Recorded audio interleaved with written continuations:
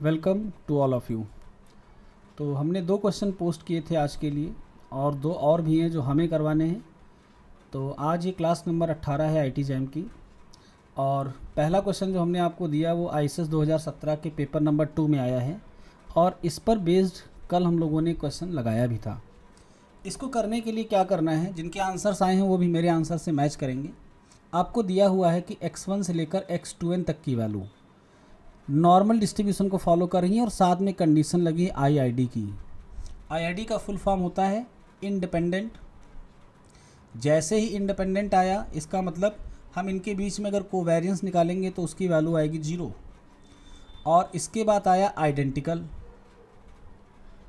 Identical का मतलब होता है x1 x2 से लेकर x2n तक का मीन सेम है, वेरिएंस सेम है, एक जैसे हैं सारे के सारे।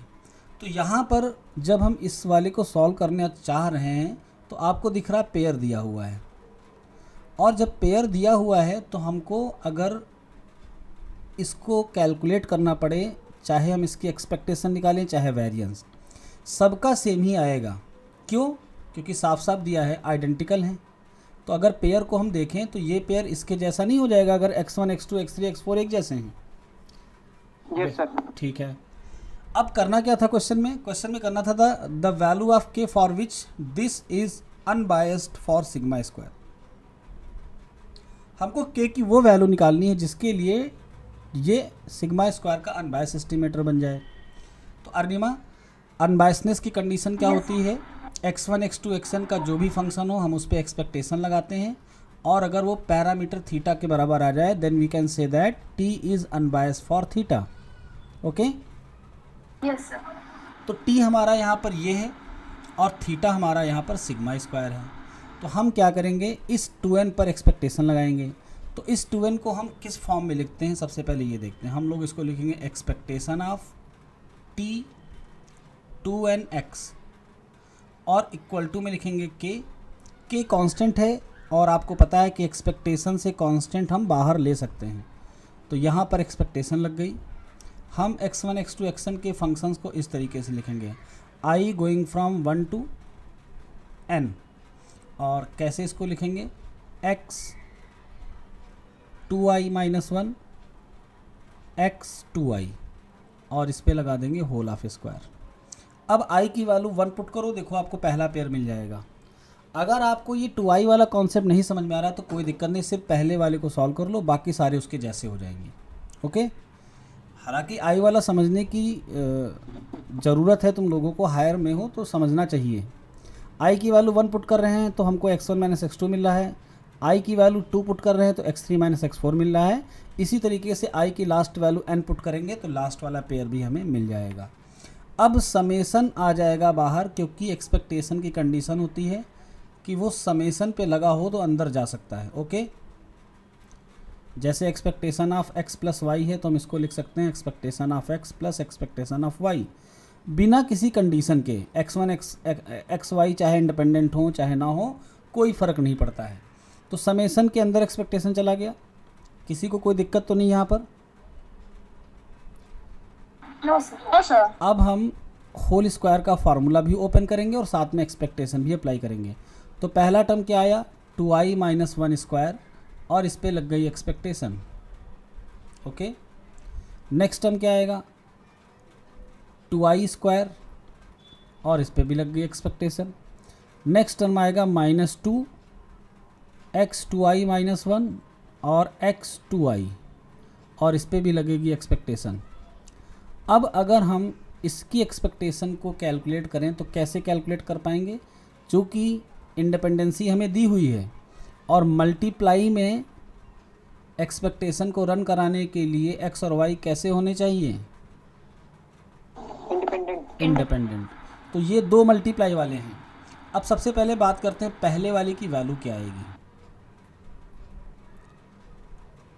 तो पहले वाले की वैल्यू को हम आपको ऐसे समझाते हैं, वेरिएंस x का फार्मूला क्या होता है, expectation of x square minus expectation x whole of square. ठीक है, तो यहाँ से वेरिएंस x हो गया सिग्मा स्क्वायर और एक्सपेक्टेशन x म्यू दिया है तो ये म्यू स्क्वायर हो गया। इसकी वैल्यू हमको चाहिए थी, यानी हमको रैंडम वेरिएबल के स्क्वायर की वैल्यू, तो म्यू को इधर भेज दो। तो वैल्यू आ गई इसकी, यहाँ पे n समेसन आ चुका है, इसकी वैल्यू आ गई sigma square plus mu square. Similarly sigma square plus mu square, क्योंकि सारे के सारे एक जैसे हैं, माइनस यहाँ पर एक्सपेक्टेशन दोनों पे अलग अलग जाएगा और दोनों का मीन हो जाएगा, एक्सपेक्टेशन हमको मीन देता है। तो x2i माइनस 1 और x2i आइडेंटिकल हैं, मीन सेम होगा। अब ये म्यू स्क्वायर और ये 2 म्यू स्क्वायर कैंसिल। अच्छा, साथ में एक k भी चल रहा था, तो हम यहाँ पर एक k लिख लेते हैं, k n समेसन n तो था नहीं ना पहले से, n को हटाओ यहाँ से, n अभी समेसन का ही बनेगा, है ना। चलो, तो अब समेसन की वैल्यू क्या हो गई, n, क्योंकि अंदर सारे कांस्टेंट हैं, और अंदर क्या आ गया 2 सिग्मा स्क्वायर। अनबायस्ड होने के लिए इसकी एक्सपेक्टेशन किसके बराबर होनी चाहिए थी, सिग्मा स्क्वायर। तो हम इसको सिग्मा स्क्वायर के बराबर पुट कर देते हैं, ये तो कैंसिल हो गया, तो इधर 1 बच गया। अब k की वैल्यू कितनी आ गई,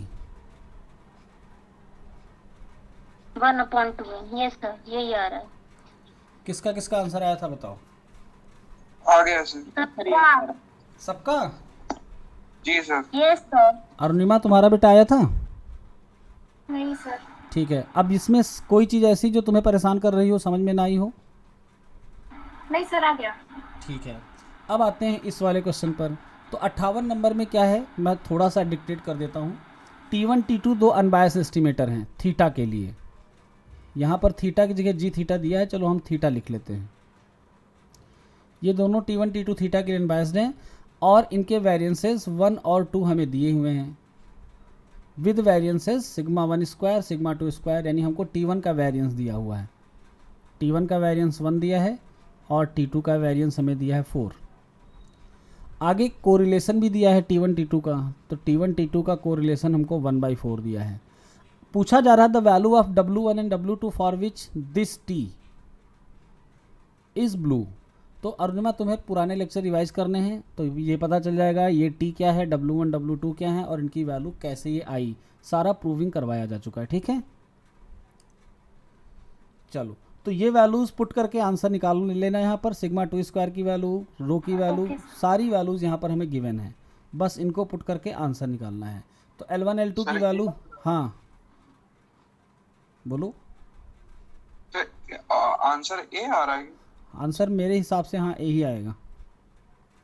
अच्छा, एक चीज़ और मैं तुम्हें बता दूं, तुम लोगों को पता था कि L1 प्लस L2 को यहाँ पर ऐड कर रहे हैं तो कितना हो जा रहा था, ये अनबायसनेस की कंडीशन थी। अब जरा सारे पेयर चेक करो, सबका सम देखो 1 आ रहा है।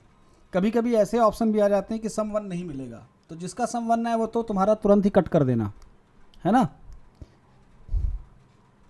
जी सर, बताया। चलो, और दोनों को कैलकुलेट करने की ज़रूरत नहीं है, एक को करो दूसरे को एक से घटाकर ऑटोमेटिक निकाल लो।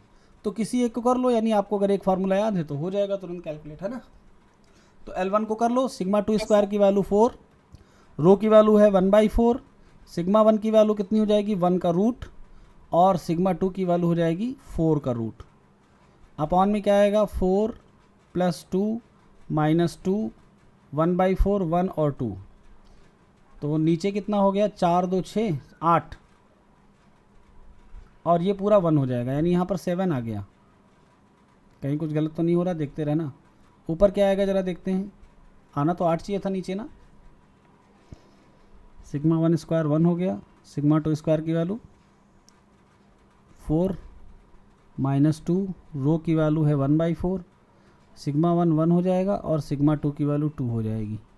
तो 2 2 ज़ा 4, 4/4 यानी -1, और ये वैल्यू कितनी आ गई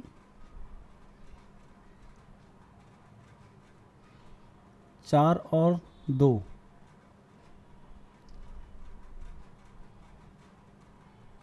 यहाँ से 5 आ रहा है ना।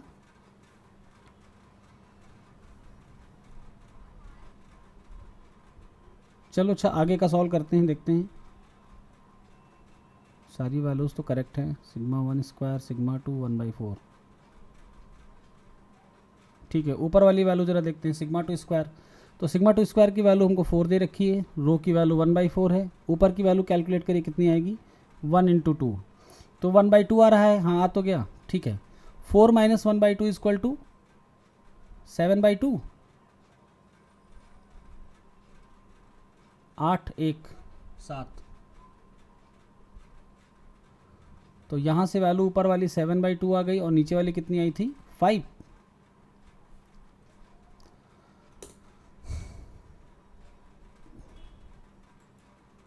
मिस्टेक हुई है ना। चलो अभी L1 की वैल्यू देख लेते हैं। तो सिग्मा 2 स्क्वायर की वैल्यू 4 है, ये 1/4, सिग्मा 1 की 1 है और सिग्मा 2 की है 2। नीचे ये 1 हो जाएगा, ये 4 यहाँ पे आएगा। अच्छा यहाँ 2 टाइम्स है, 2 टाइम्स 1/4, 1 एंड 2। हाँ नीचे वाली 4 आ रही है, ठीक है। तो ये हो गया 5 माइनस 1 और ऊपर वाली वैल्यू आ गई 4 माइनस 1/2। तो अब ऊपर बन गया 7/2 और नीचे 4, तो फाइनल वैल्यू आ गई 7/8। तो L1 की निकाली, ऑटोमेटिक L2 कितना हो गया 1/8। तो अगर फार्मूला याद है तो एग्ज़ाम में क्वेश्चन बहुत ही आसानी से हो जाएगा। जैम में इस तरह के क्वेश्चन अभी तक तो नहीं पूछे गए हैं, लेकिन उम्मीद पूरी है पूछे जाने की, क्योंकि फार्मूला बेस्ड है।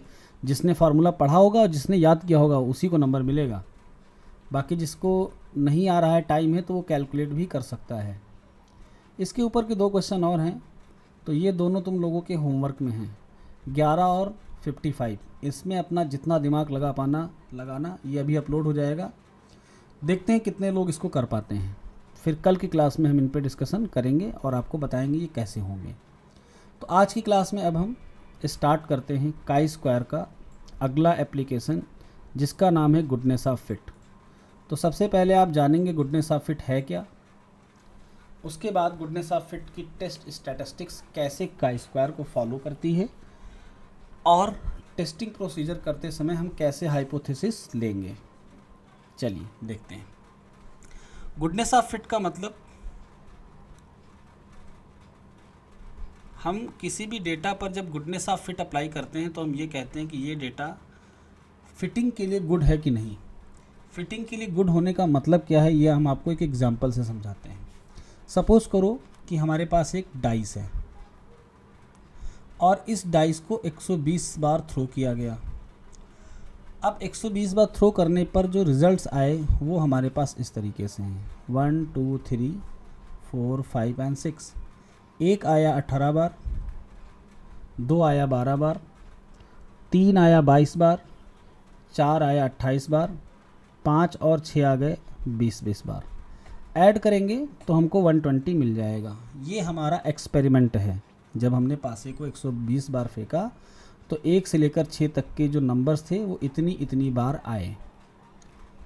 ठीक है, अगर हमारे डाइस को हम कैसा माने, गुड, तो आप सबने ये बात पढ़ रखी है कि पासे पर किसी भी एक नंबर के आने की प्रोबेबिलिटी कितनी होती है 1/6।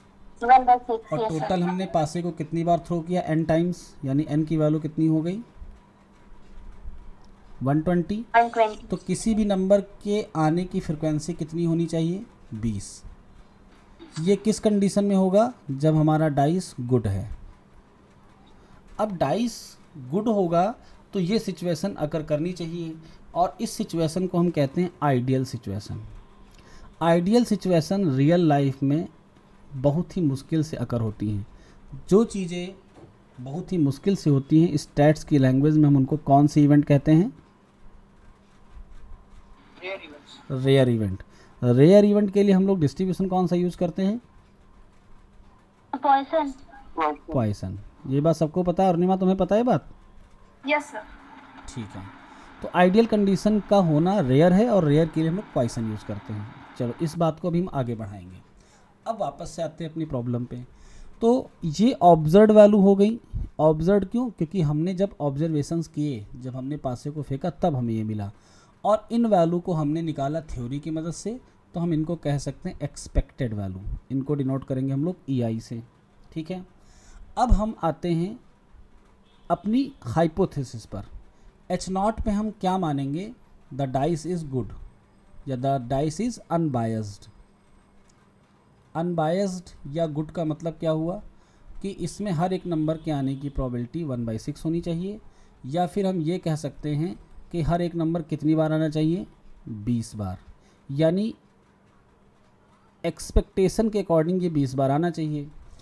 तो ऑब्जर्व्ड और एक्सपेक्टेशन बराबर हो जाए, ये बनेगी हमारी हाइपोथेसिस।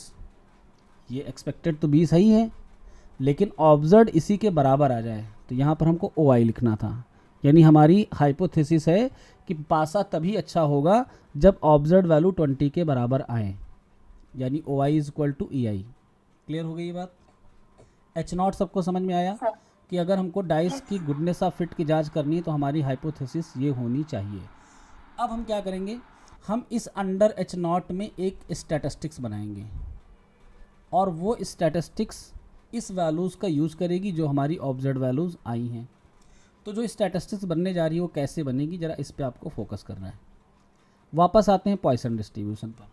पॉइसन डिस्ट्रीब्यूशन का मीन और वेरिएंस क्या होता है? इसका मीन लैम्डा होता है और वेरिएंस भी लैम्डा होता है, यानी कि मीन और वेरिएंस होते हैं बराबर।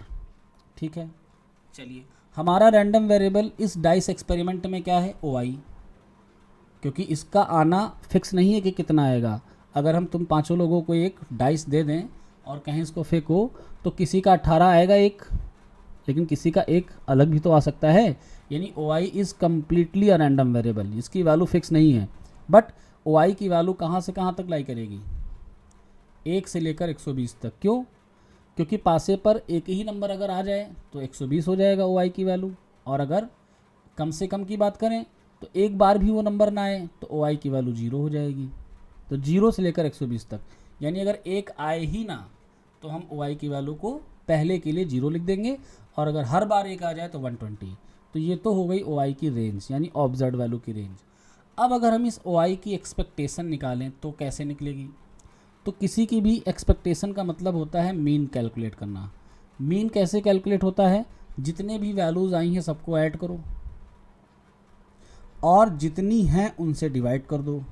तो कितनी टोटल डिस्टिंक्ट क्लासेस बनी है? 6, और उसको 6 से डिवाइड करेंगे तो ये आएगा 120/6 यानी कि 20।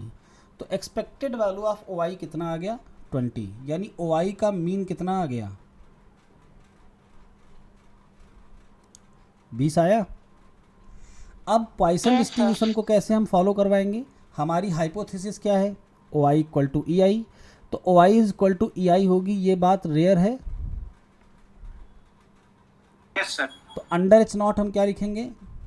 हम लिखेंगे under H not O I follows Poisson distribution with parameter 20, जहाँ पर 20 इसका पैरामीटर होगा, क्योंकि पॉइसन का पैरामीटर क्या होता है? लैम्डा, यानी कि मीन। तो मीन हमने 20 निकाल लिया है। अब अगर ओ आई का एक्सपेक्टेशन हमको पता है तो हमको इसका वेरिएंस भी तो पता है, कितना होगा? पॉइसन को फॉलो करा था इसलिए 20। अब काई स्क्वायर के बनने की कहानी पर आते हैं। तो काई स्क्वायर कैसे बनता था? जब हम x से इसका मीन घटाते हैं और स्टैंडर्ड डेविएशन से डिवाइड करते हैं, फिर क्या करते थे? स्क्वायर करते थे। तो ये फॉलो करता था chi square with n degree of freedom. अगर कोई कंडीशन लगी होगी, 1 डिग्री ऑफ फ्रीडम, ये तो समेशन के बाद n होगा ना? हाँ, यहाँ पर समेशन भी आएगा तब। तो अगर यहाँ पर हम ये कहें कि कोई कंडीशन इम्पोज है, तो कंडीशन इम्पोज होने पर डिग्री ऑफ फ्रीडम में कमी आ जाएगी। ओके, तो कोई कंडीशन आपको दिख रही है? आपके इस डेटा में कोई कंडीशन दिख रही है? बताओ, एक कंडीशन है। Yes sir. क्या? y must be equal to ei। नहीं, ये तो एच नॉट है। ये तो कह रहा कि ऑब्जेक्ट एक्सपेक्टेड के बराबर आ जाए। कंडीशन ये है summation y is equal to x। Yes sir. क्योंकि हम पासे को अगर 120 बार फेंक रहे हैं तो चाहे एक्सपेक्टेशन का सम कर लें चाहे ऑब्जर्व का सम, आना 120 ही चाहिए। समझ गए कि नहीं? ये कंडीशन है। ऐसा नहीं हो सकता है कि ऑब्जर्व को जोड़े तो अलग आ जाए और एक्सपेक्टेड को जोड़े तो अलग आ जाए। तो ये कंडीशन हुई। तो डिग्री ऑफ फ्रीडम अब हम बनाने जा रहे हैं, ज़रा ध्यान से देखिए। तो हमारा ऑब्जर्व रैंडम वेरिएबल था ओ आई, हमने इसमें से ओ आई का क्या घटा दिया? एक्सपेक्टेशन, मीन या एक्सपेक्टेशन, और डिवाइड किससे किया? वेरिएंस ऑफ ओ आई से, और इसका फिर क्या कर दिया? स्क्वायर, और सम करेंगे i is equal to 1 to n। तो n की वैल्यू वैसे तो 6 दे रखी है, लेकिन आप जनरलाइज करके चलो, ये फॉलो करेगा chi square distribution with n-1, yn-1 because this condition is imposed. Okay, चलो अब सबकी वैल्यू पुट करते हैं। तो ओ आई की वैल्यू ओ आई रहेगी। एक्सपेक्टेशन ऑफ ओ आई की अगर बात करें तो ये किसके बराबर आया है? सर 20 20 है। 20 को हम क्या कह रहे हैं? ई आई। तो जब मीन ई आई हुआ तो वेरिएंस भी तो ई आई होगा, Yes, sir. और इसका होल स्क्वायर यहाँ पर है समेसन। अब एक बार हम एक स्टेप और ओपन करेंगे, उसमें हम होल स्क्वायर ओपन कर दे रहे हैं। तो ज़रा इसका होल स्क्वायर ओपन करिए, देखिए क्या आ रहा है। होल स्क्वायर ओपन करेंगे तो ऊपर बनेगा ओ आई माइनस ई आई स्क्वायर, और नीचे है वेरिएंस ऑफ, तो रूट और स्क्वायर कैंसिल होंगे, सिर्फ यहाँ पर बचेगा ई आई। समेसन आगे रहेगा, और ये बन गई आपकी काई स्क्वायर स्टैटिस्टिक्स। और ये वो स्टैटिस्टिक्स है जिसमें हमारी ओ आई यूज़ हो रही हैं, यानी ऑब्जर्व वैल्यूज़ यूज़ हो रही हैं। तो ऑब्जर्व वैल्यू को यूज़ करते हुए जब हम इसको कैलकुलेट करेंगे तो ये chi square with n-1 distribution को फॉलो करेगा। अब ओ आई अगर सही सही थी तो इसकी वैल्यू जो आएगी कैलकुलेट होके वो टेबलेटेड के बराबर आएगी या फिर कम आएगी। लेकिन अगर ओ आई बहुत ज़्यादा गड़बड़ आई हैं तो जाहिर सी बात है कि कैलकुलेटेड वैल्यू टेबलेटेड से क्या हो जाएगी? ज़्यादा। तो इस सिचुएशन में हम एच नॉट को क्या कर लेंगे? एक्सेप्ट। और इस सिचुएशन में हम एच नॉट को क्या कर देंगे? रिजेक्ट। अब थोड़ी सी और चर्चा। यहाँ पर ओ आई और ई आई की जो वैल्यूज़ हैं वो एग्जैक्टली कभी बराबर आ नहीं सकती हैं, रेयरली बराबर होंगी। लेकिन वेरिएशन जो है वो लिमिट में होना चाहिए। जैसे 20 बार एक आना था लेकिन आया 18 बार, तो ठीक है 2 कम आ सकता है। 2 की बात करें तो 20 बार आना चाहिए था लेकिन 8 बार कम आया। ये 2 बार ज़्यादा आया, ये 8 बार ज़्यादा आ गया, ये दोनों तो 20-20 के बराबर आ गए। तो आपको जो एरर दिख रही है यानी ऑब्जर्व और एक्सपेक्टेड का डिफरेंस, ये बहुत ही मतलब कॉमन है। इतना हो सकता है कि नहीं हो सकता पासे पर। लेकिन अगर ये डेटा ऐसा हो जाए कि 1 आ जाए 50 बार, 2 आ जाए 30 बार, 3 और 4 0-0 बार आएँ, और ये दोनों आ जाए 20-20 बार, तो ये डेटा आपको क्या दिखाएगा कि पासा कभी भी अच्छा नहीं माना जाएगा। क्योंकि एक सबसे ज़्यादा बार आ रहा है और जिसकी सबसे ज़्यादा ज़रूरत है 6 की, वो 20 ही बार आ रहा है। 2 नंबर का इंटरप्रिटेशन कभी था ही नहीं, कभी रहा ही नहीं। तो क्या ऐसे पासे को हम अच्छा मानेंगे? No sir. तो काई स्क्वायर के बड़े होने की कंडीशन क्या है? जितना डिफरेंस इसका और इसका ज़्यादा होगा उतना काई स्क्वायर बड़ा आएगा।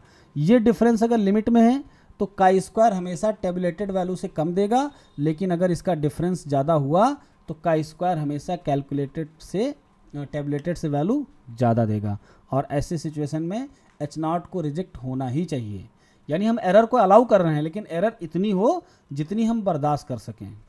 जैसे हमने एग्ज़ाम में सोचा 95% नंबर लाएंगे, हमारा 92% आया तो हमको संतोष है। लेकिन 95 का टारगेट करो और 70% आ जाए, this error can not be accepted.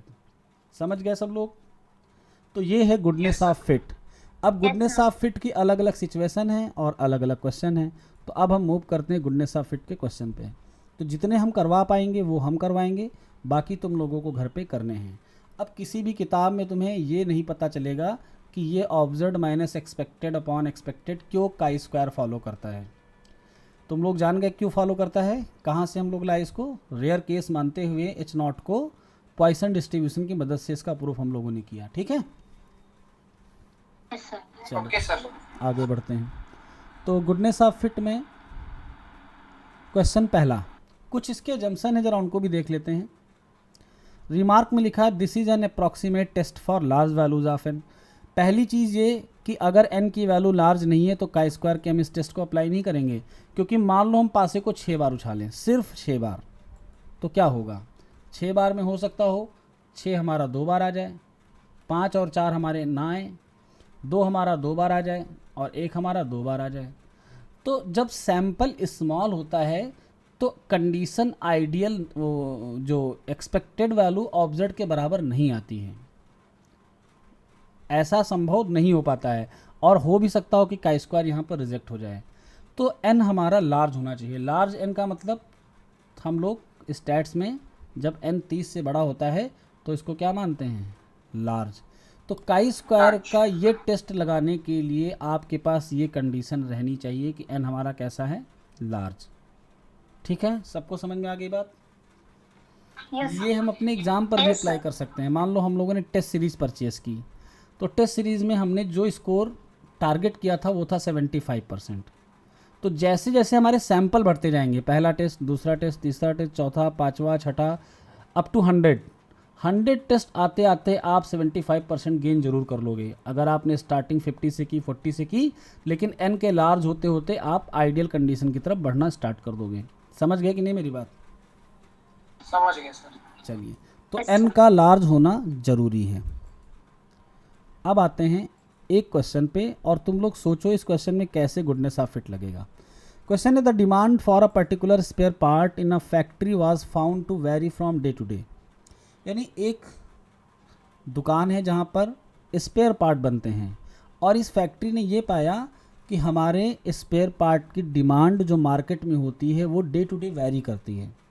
तो वैरी करने का मतलब साफ है, वेरिएशन प्रेजेंट है एवरीवेयर, होना भी चाहिए।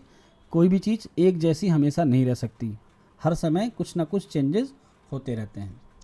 इनका जो डेटा दिया हुआ है वो क्या दिया हुआ है, मंडे को 1124 स्पेयर पार्ट की डिमांड हुई, ट्यूसडे को, वेडनेसडे को, थर्सडे को, फ्राइडे को, सैटरडे को।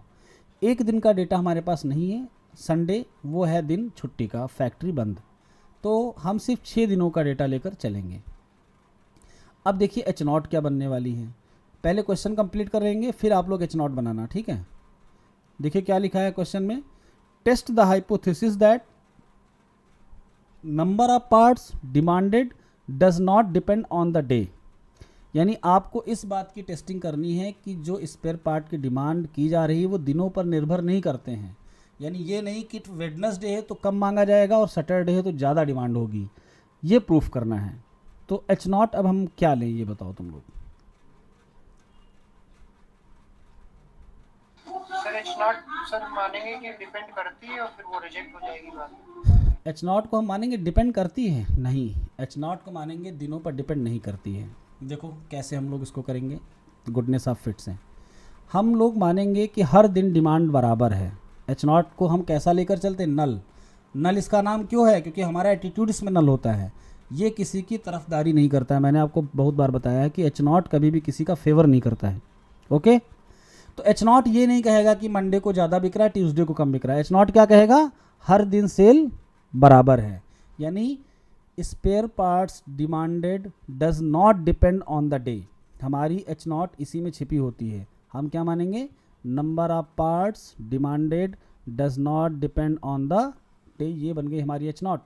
कैसे इसको हम मैथमेटिक्स में एक्सप्रेस करेंगे, तो हर दिन अगर बराबर स्पेयर पार्ट की डिमांड हो तो ही तो हम कहेंगे कि दिनों पर निर्भर नहीं है। तो बराबर कैसे निकालेंगे, हम इसको जोड़ेंगे। ये हमारा ऑब्जर्व्ड डेटा है, O1 O2 सबको जोड़ लेंगे, टोटल 6 हैं। फिर हम इसको क्या करेंगे, 6 से डिवाइड करेंगे। तो हमारा कौन सी वैल्यू निकल के आएगी, EI। EI मतलब demand, average demand eight ith day. जब EI आ जाएगी तो हम अपनी एच नॉट में क्या मानेंगे कि हर दिन कितना स्पेयर पार्ट मांगा जा रहा है, EI। यानी जैसे ही हमने ये माना, इसका मतलब स्पेयर पार्ट की डिमांड दिनों पर निर्भर नहीं कर रही है। समझ गए सब लोग? Okay sir. चलो, हाँ, किसी को कोई डाउट नहीं? ठीक है, तो एक्सपेक्टेड वैल्यू तो हम निकाल लेंगे डेटा से, OI हमको दिया हुआ है। इसके बाद अगला काम क्या है, एच नॉट बन गई हमारी। H1 क्या माने, H1 को हम 1 टेल लें, 2 टेल लें, कैसे करें? तो हमको क्लियर इंडिकेशन कहीं भी कुछ भी नहीं दिया जा रहा है कि 1 टेल लेना है कि 2 टेल लेना है। केवल हमको बस यही पता करना है कि दिनों पर डिपेंड कर रही कि नहीं। तो जब दिनों पर डिपेंड करेगी तो हम EI को OI के इक्वल मान लेंगे, यानी हर दिन ऑब्जर्व की वैल्यू EI के बराबर है। और जब नहीं करेगी तो क्या मानेंगे, this is not equal to this. यानी हम अपनी थ्योरी में 2 टेल लेकर चलेंगे, क्योंकि हमको कोई भी कहीं भी क्लियर इंडिकेशन नहीं है कि एच नॉट या H1 हमारी 1 टेल्ड होने वाली है।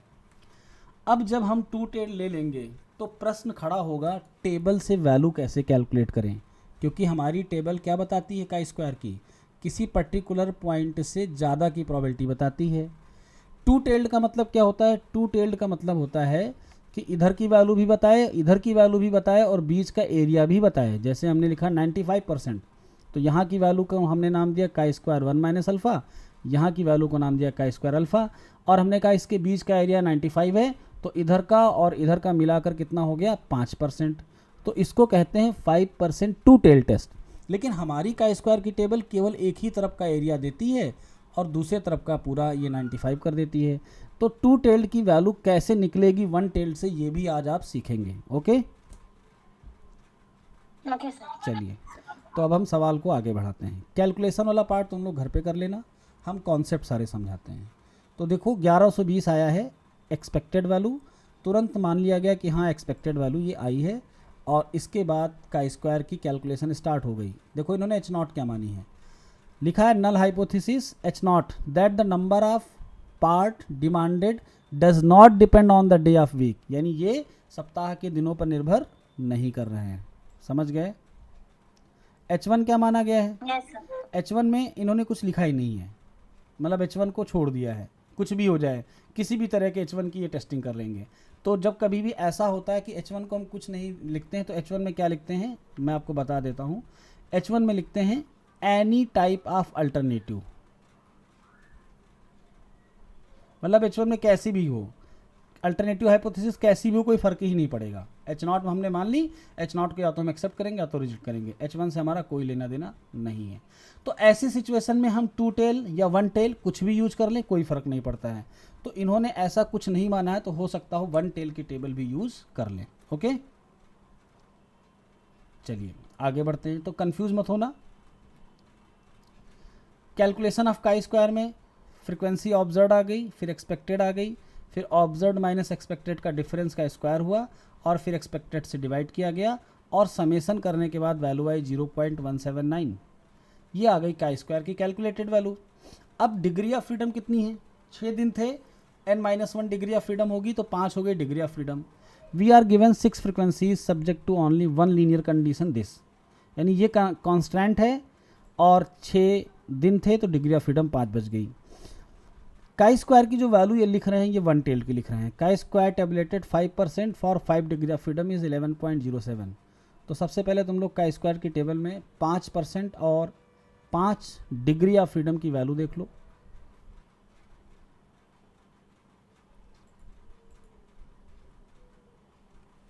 सर यहाँ पर वन टेल क्यों लिया गया है? एनी टाइप ऑफ अल्टरनेटिव माना है, इसलिए जब एनी टाइप मानते हैं तो कुछ कहीं से भी टेस्टिंग कर लो, कोई फ़र्क नहीं पड़ता है। तो आपको वैल्यू दिखी 5% और 5 level of 5 degree of freedom की। यस 11.07। ठीक है, जब तुम लोग नंबर ऑफ क्वेश्चन धीरे धीरे ज़्यादा करोगे तो तुम्हें आइडिया हो जाएगा।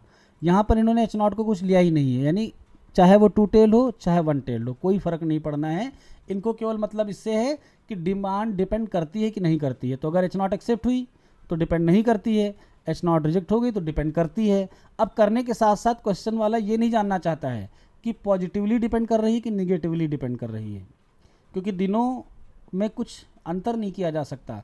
जैसे यही होता है स्टूडेंट में, तो ये होता है कि स्टूडेंट का स्कोर इंक्रीज़ कर रहा है या डिक्रीज़ कर रहा है। तो अगर इंक्रीज़ करता तो पॉजिटिव यानी राइट टेल, डिक्रीज़ करता तो निगेटिव। यहाँ पर स्पेयर पार्ट वाले को कोई फ़र्क ही नहीं पड़ रहा है, घटे बढ़े। क्वेश्चन में ऐसा डिज़ाइन करके दिया गया कि वो चीज़ बच्चों को यहाँ पर ना पढ़नी पड़े। तो आपके सामने तो इतने सारे क्वेश्चन आएंगे कि सारी चीज़ें क्लियर हो जाएंगी, तो बिल्कुल अभी टेंशन नहीं लेने का। ओके, ठीक है। तो अभी वन टेल से टेस्टिंग कर दी है, 11.07 आ गई है। तो हम तुम लोगों को अभी जब आएगा क्वेश्चन तब बताएंगे कैसे कैलकुलेट करेंगे टू टेल की वैल्यू। यहाँ पर रिजल्ट क्या आया ज़रा देखो। कैलकुलेटेड की वैल्यू टेबुलेटेड की वैल्यू से बहुत कम आई है। वैल्यू आने के तरीके में ये होता है, जैसे यहाँ की वैल्यू 11 है और इधर की वैल्यू 10 आ जाती, तो हम इसको कहते हैं सिग्निफिकेंट वैल्यू। सिग्निफिकेंट का मतलब जो काई स्क्वायर की ये वैल्यू आई, इसको डज नॉट सिग्निफिकेंट कहते हैं। कैलकुलेटेड वैल्यू जब कभी कम आती है तो ये वैल्यू इतनी नहीं थी कि इसकी वजह से कोई अंतर आता, तो हम इसको कहते हैं नॉट सिग्निफिकेंट वैल्यू। अगर ये वैल्यू 11 के आसपास आती तो भी नॉट सिग्निफिकेंट होती, 11 से थोड़ा बड़ी आती, जैसे मान लो 12 आ गई, तब हम कहते हैं काई स्क्वायर की कैलकुलेटेड वैल्यू सिग्निफिकेंट है, यानी इसकी वजह से अब अंतर पड़ने लगा। कैलकुलेटेड ज़्यादा हो गई और ज़्यादा होने की वजह से एच नॉट हो गई रिजेक्ट। और अगर ये टेबलेटेड 11 है और कैलकुलेटेड वाली हो जाए 50 तो इसको कहते हैं हाईली सिग्निफिकेंट, यानी अंतर ही नहीं है बल्कि अंतर बहुत ज़्यादा है, यानी हमने जो एच नॉट मानी है उससे बहुत ज़्यादा अंतर आ रहा है। तो जब वैल्यू बहुत बड़ी आती है तो हम उसको हाईली सिग्निफिकेंट कहते हैं। तो यहाँ पर तो डज नॉट सिग्निफिकेंट आएगा, आपको दिखाते हैं लैंग्वेज। चलिए देखिए यहाँ पे क्या लिखा है, इट इज़ नॉट सिग्निफिकेंट, यानी काई स्क्वायर की कैलकुलेटेड वैल्यू इतनी नहीं आई कि हम उसको माने कि उसकी वजह से अंतर पड़ रहा है, यानी वो सिग्निफिकेंट है। क्लियर? तो एच नॉट आपकी क्या हो गई, एक्सेप्ट। और एच नॉट में क्या माना गया था कि जो स्पेयर पार्ट की सेल है वो दिनों पर डिपेंड नहीं करती है। नेक्स्ट क्वेश्चन में तुम लोगों को सोचना है कि अब की बार हम एच नॉट क्या लें। क्वेश्चन है the following figure shows the distribution of digits in number chosen at random from a telephone directory. इस क्वेश्चन में टेलीफोन डायरेक्टरी से नंबर चूज़ किए गए हैं। तो टेलीफोन डायरेक्टरी में 0 से लेकर 9 तक के नंबर हैं और टोटल 10,000 बार ऐसा किया गया। तो 10,000 में 1,026 बार 0 मिला, 1107 बार 1 मिला। इसी तरीके से हमको डेटा दिया गया है। अब टेस्टिंग क्या करनी है, द डिजिट्स में be taken to occur equally frequently in the directory. ये जो डिस्ट्रीब्यूशन हमें मिला है क्या ये इस बात को बताता है कि डायरेक्टरी में जब हम नंबर सर्च करते हैं तो हर एक नंबर के अकर करने की प्रोबेबिलिटी सेम है या फिर फ्रिक्वेंसी सेम है। समझ गए सब लोग मेरी बात को? Yes sir. अब फ्रिक्वेंसी जो दी गई है वो तो है ऑब्जर्व, एक्सपेक्टेड क्या होगी, टोटल दिया हुआ है 10 से डिवाइड कर दो, तो सबकी एक्सपेक्टेड कितनी आ गई, 1000। इसके बाद काई स्क्वायर की वैल्यू निकालेंगे। एच नॉट में हम मान लेंगे क्या, अब तुम लोग सोच कर बताओ कि एच नॉट में क्या माना जाए। सर EI इक्वल्स टू 1000 मानेंगे हम तो। हाँ बिल्कुल, तो इसका मतलब क्या हुआ, इंटरप्रिटेशन क्या हुआ, इसका इंटरप्रिटेशन ये हुआ कि हाँ हर एक नंबर इक्वल बार अकर कर रहा है, इक्वल बार। Yes sir. तभी तो हमारी नल स्टेटमेंट नल रहेगी। नल का मतलब किसी की तरफ नहीं जाना। अगर हम ये माने कि हमारी डायरेक्टरी में 9 ज़्यादा मिल रहा है 7 कम मिल रहा है तो ये बायसनेस हो गई। नल एटीट्यूड का मतलब हम ये मानेंगे कि हर एक नंबर इक्वल टाइम अकर कर रहा है, तो ये हमारी एच नॉट हो जाएगी। ओके, बाकी एच वन के बारे में कोई इंडिकेशन नहीं है तो कैसी भी लो, तो राइट टेल जो भी हमको टेबल पहली मिलती है उसी से कंपेयर कर देंगे, ज़रूरत नहीं है हमको आगे बढ़ने की। इसके अलावा और क्वेश्चंस हैं जो आप घर पे ट्राई कर सकते हैं। तो काई स्क्वायर के वो क्वेश्चन जो तुम लोगों को घर पे करने हैं हम 1-2 बता देते हैं, तुम लोग इसको ट्राई करना, ठीक है? Okay sir. चलो एक क्वेश्चन यहाँ पर 13.12 है। क्या है क्वेश्चन जरा देखते हैं। लिखा the following table gives the number of aircraft accident that occurs during the various days of the week, यानी सप्ताह के दिनों में कितने प्लेन एक्सीडेंट होते हैं इसका हमें डेटा दिया हुआ है। Find whether the accidents are uniformly distributed over the week. आपको ये टेस्ट करना है कि क्या एक्सीडेंट का होना हर दिन एक समान है, uniformly distributed over the week, पूरे सप्ताह में हर दिन एक्सीडेंट का होना एक समान है। अब अगर कोई डेटा देखे तो कहे ट्यूसडे हनुमान जी का दिन है, इस दिन 8 ही एक्सीडेंट हुए हैं, बाकी दिन ज़्यादा हुए हैं, फ्राइडे 9 ही हुए हैं, तो डेटा देखकर आपके मन में ऐसा आ सकता है कि दिनों का इफेक्ट पड़ता है। लेकिन जब तक आप काई स्क्वायर की कैलकुलेशन नहीं करोगे, गुडनेस ऑफ फिट की टेस्टिंग नहीं करोगे, तब तक आपका कोई कमेंट नहीं आना चाहिए, ठीक है? चलिए क्वेश्चन में आगे बढ़ते हैं। तो डेटा सबको समझ में आ गया, संडे, मंडे, ट्यूसडे और नंबर ऑफ़ एयरक्राफ्ट एक्सीडेंट दिए हुए हैं कि संडे के दिन कितने हुए।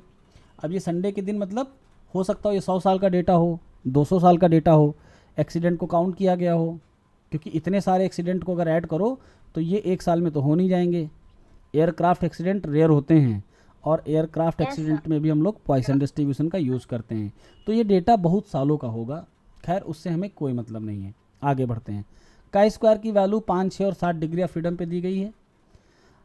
नल हाइपोथेसिस क्या होनी चाहिए, हम क्या मानेंगे, जो इसने बोला the accidents are uniformly distributed over the week, तो हम भी यही मानेंगे कि हाँ एक्सीडेंट होना हर दिन एक समान है, यानी एक्सीडेंट कभी भी हो सकता है, किसी दिन पे इसकी डिपेंडेंसी नहीं है। एच नॉट हमारी बन गई। अब यहाँ पर भी देखो सेकेंड टाइप के हाइपोथेसिस के बारे में कुछ नहीं कहा गया है, क्योंकि क्वेश्चन में ऐसा कहीं इंडिकेट नहीं किया गया है कि हमको और क्या जानना है। बस हम यही जानना चाह रहे हैं कि संडे के दिन हो रहे हैं ज़्यादा, मंडे के दिन कम, यही तो जानना चाह रहे हैं। तो हमने मान लिया कि हर दिन एक समान हो रहे हैं। अगर एच नॉट एक्सेप्ट तो हमारी बात सही, अगर एच नॉट रिजेक्ट तो हम कहेंगे कि हाँ एक्सीडेंट का होना दिनों पर निर्भर नहीं करता। और उसके बाद हम ये नहीं जान सकते कि किस दिन ज़्यादा हो रहे हैं किस दिन कम हो रहे हैं, ठीक है। बस यही बता सकते हैं कि दिनों पर निर्भर करता है या नहीं करता है। तो कैलकुलेशन तुम लोग कर लोगे इस क्वेश्चन की, देख लेना किताब में तुम लोगों के पास है, करो भले नहीं, बस घर में देखना ज़रूर, अपना दिमाग ज़रूर लगाना, ठीक है। अब ज़रा कैलकुलेटेड और टेबलेटेड वैल्यू की बात करते हैं। तो काई स्क्वायर की कैलकुलेटेड वैल्यू 4.17 आई है और टेबलेटेड वैल्यू 12.59 आई है। अब बताओ एक्सेप्ट हुआ कि रिजेक्ट? जो कैलकुलेटेड वैल्यू आई वो बहुत कम है, 12 के आसपास होती, यानी 10 होती, 11 होती, तो हम कहते हैं नॉट सिग्निफिकेंट या नॉट या इनसिग्निफिकेंट कहते हैं, लेकिन बहुत कम है। तो देखो क्या कहा गया, हाईली इनसिग्निफिकेंट, यानी कैलकुलेटेड वैल्यू इतनी कम आई है कि हम इस बात पर बिल्कुल भरोसा नहीं कर सकते कि एक्सीडेंट का होना दिनों पर निर्भर करता है। Okay yes sir. हाँ, क्या कह रहे हो? किसी ने कुछ बोला? No sir. ठीक है, नेक्स्ट क्वेश्चन है, the theory predicts the sir calculated बहुत कम होती है तो सर हम लोग एक्सेप्ट कर लेते हैं फिनल हाइपोथेसिस। बहुत कम नहीं, कम होने पर एक्सेप्ट करते हैं। वो बहुत कम हो या कम हो, कम होनी चाहिए बस। कैलकुलेटेड वैल्यू अगर टेबलेटेड से कम है तो हम हमेशा एच नॉट को क्या करेंगे, एक्सेप्ट। ये जो टेबल होती है ना, ये टेबल हमको बताती है कि मैक्सिमम कितनी हो सकती है वैल्यू। जैसे काई स्क्वायर की 5 डिग्री ऑफ फ्रीडम पे 5% पे ये मैक्सिमम वैल्यू को बताता है। कैसे मैक्सिमम बताता है हम बताते हैं। देखो आप बताओ कि अगर हम 0 से स्टार्ट कर रहे हैं तो हमारी मैक्सिमम वैल्यू किस तरफ आएगी, इसी तरफ तो आएगी।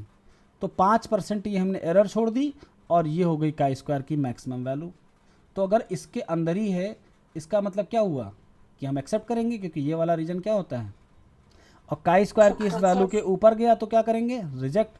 और ये काई स्क्वायर की टेबल की वैल्यू है। क्लियर? यस। कम होने पर एक्सेप्टेंस रीजन में आता है तो एच नॉट को हम एक्सेप्ट कर लेते हैं। तुम लोग के मन में कुछ भी आए पूछा जरूर करो, है ना। नेक्स्ट क्वेश्चन है, the theory predict the proportion of beans in the 4 group ABCD। Theory के हिसाब से जो बीन्स मतलब एक तरह की सब्जी जिसका प्रोपोर्शन 4 कैटेगरी में दिया हुआ है, 9:3:3:1, ये थ्योरी कहती है। अब इन एन एक्सपेरिमेंट जब प्रयोग किया गया, एमंग 1600 बीन्स, यानी 1600 बीन्स को लेकर एक एक्सपेरिमेंट किया गया, तो हमको हर कैटेगरी में नंबर्स मिल गए। The numbers in the 4 groups were 882, 313, 287, 118। सभी को क्लियर? Yes sir. अब क्वेश्चन में टेस्ट क्या करना है, क्वेश्चन में टेस्ट करना है, does the experimental result support the theory. क्या जो एक्सपेरिमेंट में रिजल्ट आए हैं वो थ्योरी का सपोर्ट कर रहे हैं, ये हमको टेस्ट करना है। अब तुम लोग बताओ, सोचो कैसे क्या करोगे, कैसे ऑब्जर्व निकालोगे, कैसे क्या एक्सपेक्टेड है। थोड़ा सा तुम लोग को टाइम दे रहे हैं। सर एक्सपेक्टेड निकल आएगी सर, 1600 के रेशियोज में डिवाइड है ना सर। ठीक है, एक्सपेक्टेड निकल आएगी। ये जो दिया है इसके बारे में बताओ पहले, ये क्या है? सर ये ऑब्जर्व डेटा है। आपके पास जो डेटा है उसमें आपको पहली चीज़ समझनी है कि हमारी कैटेगरी कितनी है। पासे में 6 कैटेगरी होती थी, यहाँ पर कितनी है? सर 4 है। तो पहली चीज़ तो ये समझनी है 4 कैटेगरी। 4 कैटेगरी की ऑब्जर्व वैल्यू हमको दी है 882, 313, 287 एंड 118। अब एक्सपेक्टेड वैल्यू कैसे निकलेगी ये मुझे शिवानी बताएगी। बताओ शिवानी, कैसे एक्सपेक्टेड निकालें? ऐड करके 4 से डिवाइड कर देंगे। 4 से डिवाइड करने का मतलब हुआ कि हम ABCD को बराबर बराबर मान रहे हैं, जबकि थ्योरी क्या कहती है?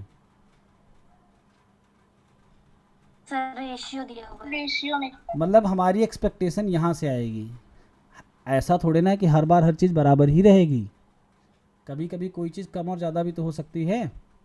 तो यहाँ पर जो बीन्स का प्रोपोर्शन है, जैसे मान लो एक किसान ने खेती की, तुम सपोज कर लो ये खेती थी मैंगो यानी आम की, तो उसने यहाँ पर 1000 पेड़ लगाए। तो 1000 पेड़ में ये बताओ क्या सारे आम एक जैसे होंगे? तो वो इन पेड़ों सर। के आम को 4 कैटेगरी में बांट रहा है। वो कह रहा है जो सबसे अच्छे आम हुए वो कैटेगरी ए, जो उससे कम अच्छे थे वो category B, category C, category D. तो उसके इस पूरे बाग में क्या चारों कैटेगरी के आम इक्वल मिलेंगे? No sir. जरूरी नहीं है, मिल भी सकते हैं, जरूरी नहीं है। तो जिस कैटेगरी के आम ज़्यादा मिलेंगे उसका प्रोपोर्शन हो गया ज़्यादा, जिसके कम मिले उसका प्रोपोर्शन कम, और सबसे ख़राब वाले बहुत कम मिले। हर किसान यही तो चाहता है कि उसके यहाँ ख़राब आम कम हो। तो ये थ्योरी बन गई। अब थ्योरी ये बन गई कि अगर हम गेहूं की फसल बोएंगे तो हमारा अनुमान है कि इतने क्विंटल फसल होगी, तो उतने क्विंटल के आसपास हुई तो थ्योरी के हिसाब से सही चल रहा है, और अगर वेरिएशन हुआ तो गलत। तो ये जो डेटा था ये ऑब्जर्व था, यानी थ्योरी जो कहती है वो तो कह रही थी, लेकिन जब हमने एक्सपेरिमेंट किया तो हमको ये डेटा मिला। अब अकॉर्डिंग टू थ्योरी ये डेटा क्या होना चाहिए? तो इसने साफ साफ बताया है कि कितना हमारे पास बीन्स था, 1600, और 1600 को हम इस रेशियो पे डिवाइड कर सकते हैं। डिवाइड करने का रूल क्या है? जैसे 9 का हमें निकालना है तो नीचे वाला ऐड कर लो और 1600 से मल्टीप्लाई कर दो। समझ गए कि नहीं? Yes, sir. कैटेगरी ए का ये निकाल आएगा, कितना निकल कर आएगा? 900। अगर कैटेगरी बी का निकालना है तो सिमिलरली हम 3/16 इंटू 1600, तो ये 300 निकल आया। सी का भी 300 और डी का आया 100। तो अब की बार हमारी थ्योरी के हिसाब से ये डेटा मिलेगा एक्सपेक्टेड का। ओके, इस क्वेश्चन में बस यही Okay, समझना था। अब आते हैं नल हाइपोथेसिस पे। लिखा है does the experimental result support the theory. तो तुम्हारे हिसाब से क्या मानना चाहिए? नल एटीट्यूड क्या होगा? थ्योरी को सपोर्ट करें कि ना करें? H0 में हम क्या माने? नल एटीट्यूड कब रहेगा? जब ऑब्जर्व एक्सपेक्टेड के बराबर आ जाए। यानी अगर थ्योरी कह रही है कि टाइप 1 के बीन्स 900 होने चाहिए तो कह दो हाँ, ऑब्जर्व वैल्यू भी 900 होनी चाहिए। यानी हम सीधे सीधे कहेंगे कि जो थ्योरी कह रही वही हम कह रहे हैं। इसका मतलब हमारी हाइपोथेसिस H0 क्या होगी कि एक्सपेरिमेंटल डेटा सपोर्ट द, तभी तो नल एटीट्यूड आएगा। अगर हमने ये कहा कि एक्सपेरिमेंटल डेटा थ्योरी को सपोर्ट नहीं कर रहा है, इसका मतलब या तो हम एक्सपेरिमेंटल डेटा की तरफ जा रहे हैं या तो थ्योरी वाले डेटा की तरफ जा रहे हैं। नल एटीट्यूड क्या हो गया? हमने मान लिया कि एक्सपेरिमेंटल डेटा थ्योरी को सपोर्ट करता है। समझ पाए कि नहीं मेरी बात को? Yes, sir, समझ ठीक है, गए। आगे के लिए आपको किताब है आपके पास, तो किताब से इनको देखिए, समझने की कोशिश करिए। जो सोल्यूशन दिए हुए हैं वो आपकी जिम्मेदारी है देखना, ठीक है? इसके बाद एक क्वेश्चन और है। 320 फैमिलीज पे एक सर्वे किया गया। 5 children is revealed the following distribution. 5 बच्चों की फैमिली पर ये सर्वे किया गया। तो 14 फैमिली ली गई जिसके पाँचों के पाँचों लड़के निकले। 56 फैमिलीज ऐसी मिली जिसमें 4 लड़के और 1 लड़की निकली। 110 फैमिलीज ऐसी मिली जिसमें 3 और 2 का रेशियो था। तो ये जो सर्वे किया जा रहा है वो कितने बच्चों पर किया जा रहा है? 5 बच्चों पर। अब देखो ये क्वेश्चन में कहना क्या चाहता है। मान लो अगर ये कहना चाहे कि गर्ल्स एंड बॉयज़ बराबर बराबर हैं, तो गर्ल्स एंड बॉयज़ बराबर बराबर के लिए हमको 2.5 लेना पड़ेगा, जो कि अनएक्सेप्टेबल है। तो ये कुछ ना कुछ और टेस्ट करवाना चाहेगा। अब ये क्या टेस्ट करवाना चाहता है? या ये कह सकता है कि नंबर ऑफ़ फैमिलीज़ में बच्चों का डिस्ट्रीब्यूशन यूनिफॉर्मली हुआ है। चलो देखते हैं इसकी लैंग्वेज से हमें क्या पता चलता है। Is this result consistent with the hypothesis that male and female births are equally probable? बिल्कुल वही बात आ गई। यानी क्या ये हाइपोथेसिस इस बात का मतलब क्या ये डेटा इस बात का सपोर्ट करता है कि मेल और फीमेल का बर्थ होना इक्वल प्रोबेबल है, यानी बराबर प्रोबेबिलिटी रखता है? तो अब डेटा में हम लोग को हाइपोथेसिस लेनी ही पड़ेगी 1/2 वाली। तो मेल बर्थ के लिए प्रोबेबिलिटी 1/2 बन गई और फीमेल के लिए भी सेम 1/2 हो जाएगी। अब यहाँ पर कैलकुलेशन करने के लिए बाइनोमियल डिस्ट्रीब्यूशन का यूज़ होगा। हमने जितनी फैमिलीज ली थी वो सब 5 बच्चों की थी। तो 5 बच्चों में मेल का होना फीमेल का होना कैसे निकलेगा? बाइनोमियल की प्रोबेबिलिटी की मदद से। 5CR P⁻R, यानी R सक्सेस यहाँ पर मानी गई है। Okay, the frequency are male birth is given by. अब मेल बर्थ की फ्रिक्वेंसी कैसे निकलेगी? तो मेल बर्थ की फ्रिक्वेंसी में हम सबसे पहले जाएंगे किसकी तरफ? यहाँ तो कोई वैल्यू पुट नहीं की गई है। n इंटू PR 320 n 320 हमें कुछ दिया हुआ है, पहले हम ये देख लेते हैं फिर आपको समझाते हैं। 1 मिनट वेट। हाँ, टोटल 320 फैमिलीज़ ली गई थी। तो आर बच्चों, जब 5 बच्चों में हम डिस्ट्रीब्यूशन करेंगे मेल और फीमेल का, तो 320 हमारे लिए क्या बन गया? एन। Capital N. और जो प्रोबेबिलिटी हम निकालेंगे वो बाइनोमियल के थ्रू निकालेंगे। कैसे? इस वाले फार्मूले से, NCR। ये वाला स्मॉल एन है यानी 5 बच्चे, ये वाला कैपिटल एन है यानी 320 फैमिलीज़। तो आपको पता है फ्रीक्वेंसी का फार्मूला क्या होता है? N into P. हाँ, तो n इंटू पी एक्स में अगर हमको 0 बच्चों की फैमिली चाहिए तो हम r की वैल्यू 0 रखेंगे, जब हमको 1 का चाहिए तो r की वैल्यू 1 रखेंगे। तो पी एक्स में r की वैल्यू बदलते जाएंगे और n से मल्टीप्लाई करते जाएंगे, तो हमारी 320 फैमिलीज एक्सपेक्टेड पे डिस्ट्रीब्यूट हो जाएंगी। चलो हम थोड़ा सा करके आपको दिखाते हैं, तभी समझ में आएगा, है ना। तो सबसे पहले हम क्या करते हैं कि 5 जितनी फैमिलीज ली गई थी सब में 5 बच्चे हैं, तो ये हमारी n की वैल्यू है। अब हम मान रहे हैं मेल को सक्सेस, चलो फीमेल को सक्सेस मान लेते हैं। फीमेल का होना सक्सेस और मेल का होना फेलिवर, जो कि बाइनोमियल के थ्रू माना जा रहा है, ठीक है। तो हम मान लेते हैं कि आर सक्सेस का फार्मूला क्या बनेगा? 5CR, और मेल फीमेल की प्रोबेबिलिटी 1/2 1/2, तो 1/2 to the power R, 1 minus 1/2 to the power 5 minus R. इसको हम सॉल्व करेंगे तो आएगा 5CR और 1/2 टू द पावर 5। अब हम ये जानना चाहते हैं कि जो 0 बच्चों वाली फैमिली है उसकी एक्सपेक्टेड वैल्यू क्या होगी। तो एक्सपेक्टेड वैल्यू की फ्रिक्वेंसी निकालने के लिए हमारा फार्मूला है n इंटू पी एक्स, और हम निकालना किसकी चाह रहे हैं? 0। तो 0 के लिए क्या करेंगे? n की वैल्यू 320 और इस फार्मूले में r की वैल्यू 0 पुट करेंगे, तो 5C0 1/2 raise to the power 5। 5C0 की वैल्यू 1, 1/2 की पावर 5 को सॉल्व करेंगे तो आएगा 32, यानी यहाँ पर वैल्यू मिलेगी 10। तो हमको ये पता चल गया कि 5 बच्चों की फैमिली में 0 सक्सेस का जो एक्सपेक्टेड वैल्यू है वो 10 आया है, जबकि ऑब्जर्व कितना है? अब मान लो हम मान लो एक बच्चे यानी एक सक्सेस का एक्सपेक्टेड वैल्यू निकालना चाहें तो फिर यही करेंगे 320। अब की बार CR की जगह 1 रख देंगे, 5C1 1/2 raise to the power 5। तो इसका तो फिक्स है 10 आएगा। 5C1 का मतलब 5 गुणे 10 यानी 50। तो इसकी ऑब्जर्व वैल्यू कितनी आ गई? तो इस क्वेश्चन में, सॉरी, एक्सपेक्टेड वैल्यू, इस क्वेश्चन में एक्सपेक्टेड वैल्यू को निकालने के लिए बाइनोमियल डिस्ट्रीब्यूशन का यूज किया गया है। ओके, समझ गया सब लोग? ओके। चलो ठीक है। अब आगे का काम आपको करना है, क्वेश्चन देखना है और समझना है, बाकी इंटरप्रिटेशन देख लेना, अगर दिक्कत हो तो मुझे बताना। नेक्स्ट क्वेश्चन है fit a Poisson distribution to the following data and test the goodness of fit. ये वाला तुम लोग का होमवर्क है, सिंपल क्वेश्चन है, आसानी से कर लोगे। तो chi square goodness of fit को हम क्लोज कर रहे हैं और तुम लोग इसको देखना। अब काई स्क्वायर के जो अगले एप्लीकेशन हैं उनमें से वेरिएंस वाला और गुडनेस ऑफ फिट दो ज़्यादा इंपॉर्टेंट थे, बाकी की चर्चा में एक कोरिलेशन वाला है जिसकी चर्चा हम अगले क्लास में करेंगे। तो कुछ क्वेश्चन हम आज भी करवाते हैं आपको, जहाँ पे हमने छोड़ा था पिछले टर्न पे वहीं से स्टार्ट करते हैं। क्वेश्चन नंबर 8 हो गया था rolling fair die. Question number 9 भी हो गया था जिसका आंसर 3/32 शायद आया था। ऐसा क्वेश्चन नंबर 10 मैथ है, फिर हाँ क्वेश्चन नंबर 12। तो 12 को तुम लोग ट्राई करोगे, हम वेट करेंगे। चलो स्टार्ट हो जाओ सब लोग। तो चलो हम इस क्वेश्चन को देखते हैं, ये कैसे हम लोग कर पाते हैं। इस क्वेश्चन को करने के पहले अगर आप ऑप्शन को देख लें तो ज़्यादा बेहतर है, क्योंकि यहाँ पर जो ऑप्शन ए और बी हैं, अगर हम अपने दिए हुए डेटा को, दी हुई इंफॉर्मेशन को लेकर चलें तो शायद हम प्रूविंग कर ही ना पाएँ। मतलब ऐसा कोई तरीका नहीं जिससे कि हम ये बता पाएँ कि इंडिपेंडेंसी और म्यूचुअली एक्सक्लूसिव ये हैं। तो इसलिए ऑप्शन को देखो, क्या पता कि आपका कोई ऑप्शन मैच हो जाए इसकी कैलकुलेशन से, सिंपल कैलकुलेशन से। तो चलिए देखते हैं हम लोग।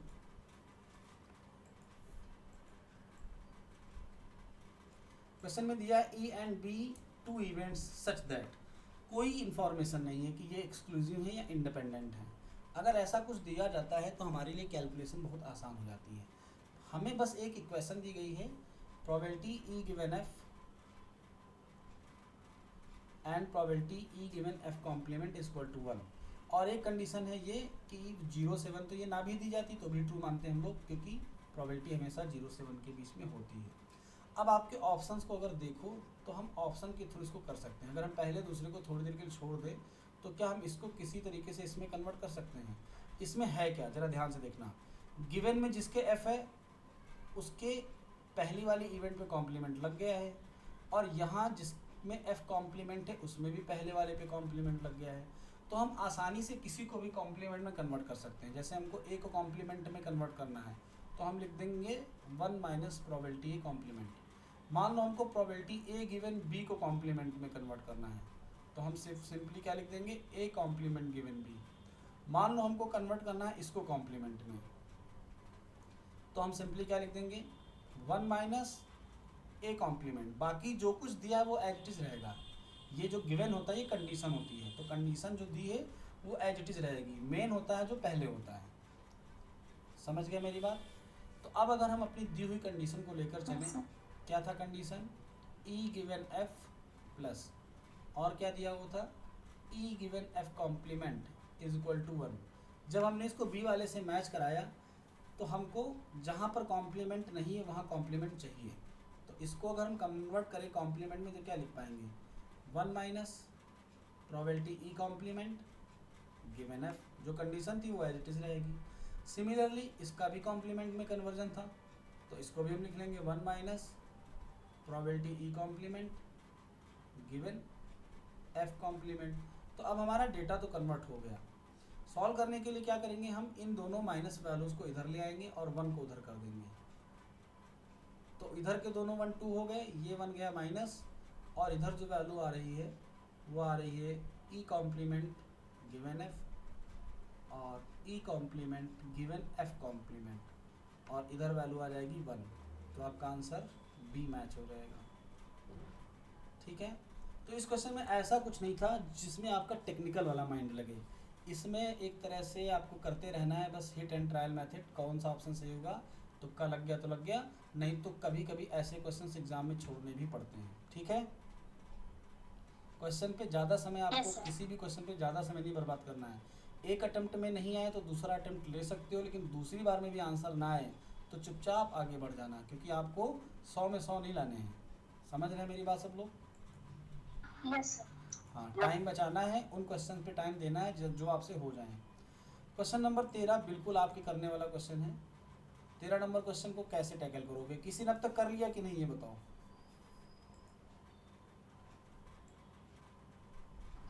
नहीं सर। तो ये तो तुम लोगों के बिल्कुल हैंडल करने वाला क्वेश्चन है। कॉन्सेप्ट हम बता देते हैं, हैंडल कर पाओ, बताओ। दे दीजिए सर होमवर्क। होमवर्क देंगे लेकिन जब करोगे तब। सब लोग करोगे क्या इसको ये बताओ। तो करेंगे, ये तो करेंगे। असाइनमेंट वाला काम होगा कि नहीं तुम लोग? नहीं, अगर नो देखो सर, चक्कर में टाइम नहीं मिल रहा है। देखो इस क्वेश्चन में क्या कहा जा रहा है और क्या करना है। n साइज का सैंपल है from N exponential distribution with mean 1 upon lambda. जब हमको मीन 1 अपॉन लेमडा दिया है तो क्या हम इसका प्रोबेबिलिटी फंक्शन लिख सकते हैं? Yes sir. Yes sir. इसमें तो किसी को कोई कंफ्यूजन नहीं। अरुणिमा, तुम जब एक्सपोनेंशियल पढ़ोगी तो ये तुम्हें क्लियर हो जाएगा। ठीक है, जी सर। आगे the maximum likelihood estimator of the median of the distribution. ये कह रहा है डिस्ट्रीब्यूशन का जो भी मीडियन है उसका एमएलई बताना। तो एमएलई हमको मीडियन का बताना है, तो इसके लिए हमको सबसे पहले क्या कैलकुलेट करना पड़ेगा, मीडियन। अब मीडियन क्या है Median. ये हम आपको बताते हैं। Median is the mid value of the distribution which divide the entire data into 2 equal parts. हमारा कर्व कैसा भी हो, सिमेट्रिक हो अनसिमेट्रिक हो, लेकिन मीडियन हमेशा ऐसी वैल्यू होगी जिसके पहले और जिसके बाद की प्रोबेबिलिटी बराबर होगी। तो जब total area under the curve होता है 1, तो मीडियन के पहले और बाद की वैल्यू कितनी कितनी होगी, 1/2। तो अगर किसी भी कर्व में हम स्टार्टिंग पॉइंट से मीडियन तक जाएं तो हमारा एरिया कितना हमको मिलेगा, 1/2। समझ गए मेरी बात कि नहीं? Yes sir. ठीक है, हमारे इस डिस्ट्रीब्यूशन में x की रेंज क्या है, ग्रेटर देन 0। यानी अगर हम इस fx को 0 से लेके मीडियन तक इंटीग्रेट करें तो हमारी प्रोबेबिलिटी कितनी आनी चाहिए, हाफ इस इक्वेशन को सॉल्व करके आप m की वैल्यू निकाल सकते हो ना। Yes sir. लेकिन ये काम आपको कैलकुलेशन के थ्रू नहीं करना, डायरेक्ट करना है। कैसे?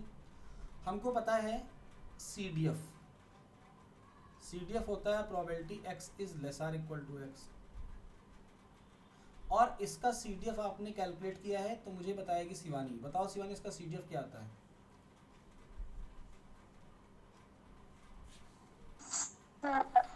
एक्सपोनेंशियल का CDF। वेरी गुड, यही आता है इसका CDF। ठीक है, आपको चेक करना है तो इसको डिफरेंशिएट करो, PDF ऑटोमेटिक मिल जाएगा। तो CDF धीरे धीरे आपको सारे याद हो जाएंगे और करने भी हैं, इतना एग्जाम में नहीं समय है। अब ये fx हमको देता है किसी पॉइंट x के नीचे की प्रोबेबिलिटी। तो अगर हम इस पॉइंट x की जगह पे m पुट कर दें यानी मीडियन, तो इसकी वैल्यू कितनी हो जाएगी बताओ? वैल्यू कितनी हो जाएगी? 1/2, क्योंकि m के नीचे का एरिया 1/2 ही तो होगा। अब इस इक्वेशन को सॉल्व करके हम जल्दी से m की वैल्यू निकाल लेते हैं। तो 1 - 1/2 is equal to e to the power minus lambda m। इधर बचा 1/2 और इधर बचा e to the power minus lambda m। जल्दी से दोनों तरफ लॉग ले लो, तो इधर आएगा माइनस लॉग 2, लॉग 1 की वैल्यू 0 हो जाएगी, और इधर आएगा minus lambda m। Minus minus cancel, और आपको दिखा m की वैल्यू कितनी आ गई? 1/λ log 2। तो अगर मीडियन का लाइक्लीहुड चाहिए तो median is equal to 1/λ log 2, जहाँ पर log 2 कांस्टेंट वैल्यू है, लैम्डा है पैरामीटर ऑफ द डिस्ट्रीब्यूशन। तो हम अगर यहाँ पर इस लैम्डा का एमली पुट कर दें तो हमारा मीडियन का एमली ऑटोमेटिक आ जाएगा। Yes sir. अब यहाँ पर प्रॉपर्टी कौन सी लग रही है? क्यों हम लैम्डा का एमली यहाँ पुट करेंगे? कौन सी प्रॉपर्टी के तहत ऐसा कर रहे हैं? इनवेरिएंस। हाँ, इनवेरिएंस प्रॉपर्टी लग रही है। ये बात जानना बेहद ज़रूरी है। तो इनवेरिएंस की प्रॉपर्टी को हम आपको डिक्टेट करते हैं। मान लो हमारे पास एक स्टैटिस्टिक्स टी है जो कि थीटा के लिए सफिशियंट है, एमली के थ्रू चल रहे हैं इसलिए सफिशियंसी हम ले रहे हैं। मान लो अच्छा ये एस्टिमेटर है, मान लो टी एमली हो गया थीटा का। अब हम थीटा का कोई फंक्शन बनाएंगे तो क्या ये लैम्डा का फंक्शन है? जैसा फंक्शन थीटा का होगा वैसा ही हम एक फंक्शन टी का भी बना लेंगे। मान लो थीटा की जगह थीटा स्क्वायर आया है तो टी का फंक्शन टी स्क्वायर ले लेंगे। अगर थीटा का फंक्शन थीटा प्लस 2 है तो टी का फंक्शन टी प्लस 2 ले लेंगे। जैसा थीटा का होगा वैसा टी का। कंडीशन एक ही है कि ये जो फंक्शन हम बना रहे हैं ये थीटा का कैसा फंक्शन होना चाहिए? नहीं, कंटिन्यूअस आता है कंसिस्टेंसी में, भूल गए तुम लोग। 1-to-1 फंक्शन होना चाहिए। अगर ऐसा है तो फिर हम तुरंत यहाँ पर एक फंक्शन और बना लेंगे, और ये है इनवेरिएंस प्रॉपर्टी। टी सफिशिएंट है थीटा के लिए तो साई टी सफिशिएंट हो जाएगा किसके लिए? साई थीटा के लिए। तो हम लोगों ने क्या किया, लैम्डा का एक फंक्शन बना लिया जिसको हम मीडियन की वैल्यू कह रहे हैं।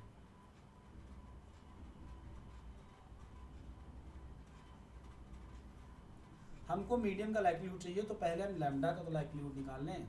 तो अगर हम इस एक्सपोनेंशियल डिस्ट्रीब्यूशन को सॉल्व करते हैं lambda e to the power minus lambda x, तो कोई मुझे बता सकता है कि यहाँ से लैम्डा का एमली कितना आता है?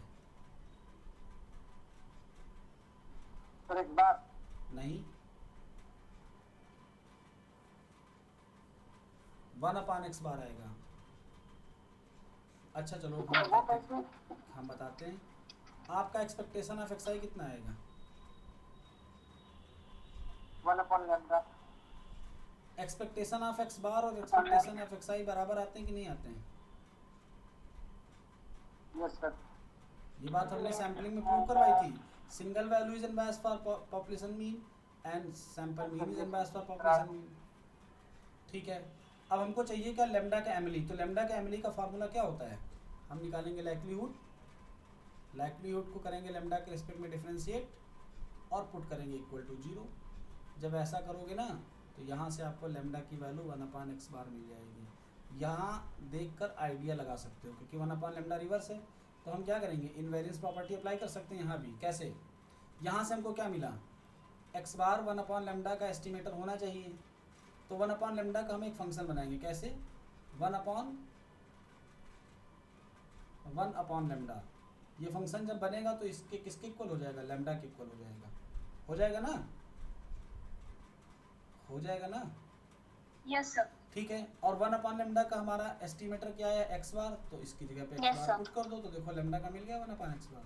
तो इनवेरिएंस प्रॉपर्टी से भी निकाल सकते हो, डायरेक्टली यहाँ से भी। लास्ट में जो समझाया फिर एक बार फिर से समझा दीजिए। यहाँ पर ये वाला हमको लेमडा का एमएलई चाहिए ना, लेकिन हमको 1 अपॉन लेमडा का मिल चुका है। तो हम इसका एक फंक्शन बनाएंगे, कैसे? 1 अपॉन दिस।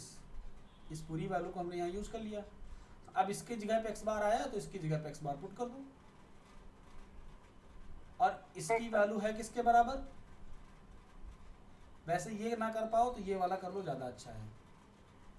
लाइक्लीहुड को सीधे डिफरेंशिएट करो लेमडा के रिस्पेक्ट में, इक्वल टू 0, ऑटोमेटिक एमएलई निकल आएगा। एमएलई का निकालने का यही तो तरीका होता है।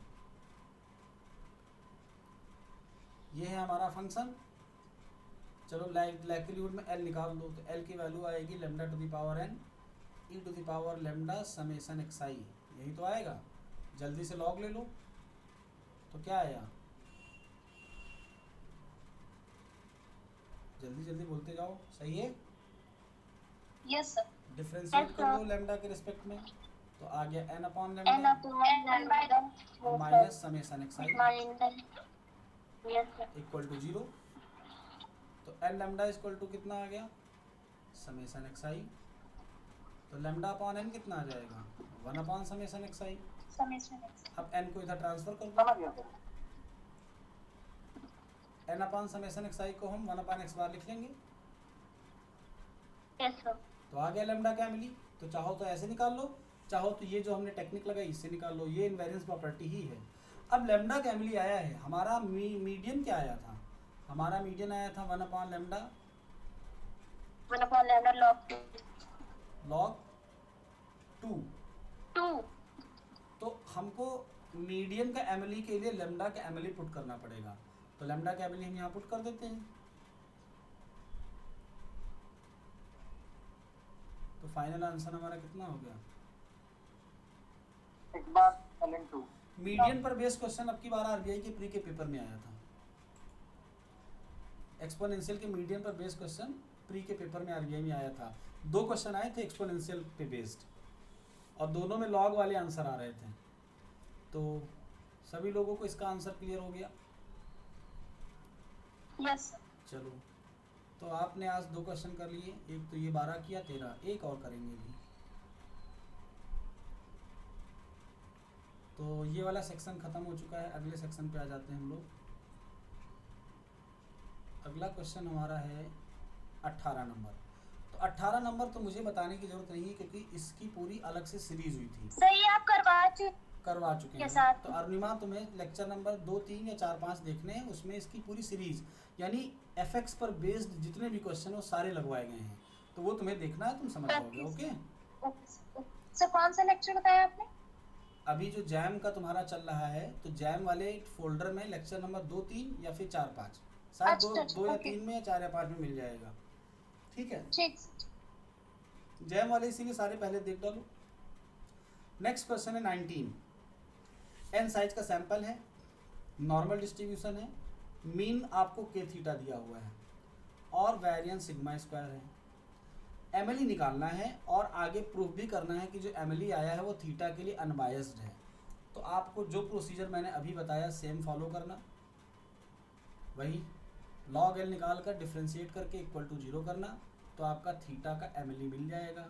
फिर जो भी एमएलई आए उस पर एक्सपेक्टेशन लगा देना, और अगर एक्सपेक्टेशन किसके बराबर आ जाए? थीटा के बराबर, तो आप मान लेना कि ये अनबायस्ड है। तो ये आपका होमवर्क है, और ये आसान क्वेश्चन है, बहुत आसान है। ठीक है, इसको तुम लोगों को होमवर्क में करना है, ट्राई करना।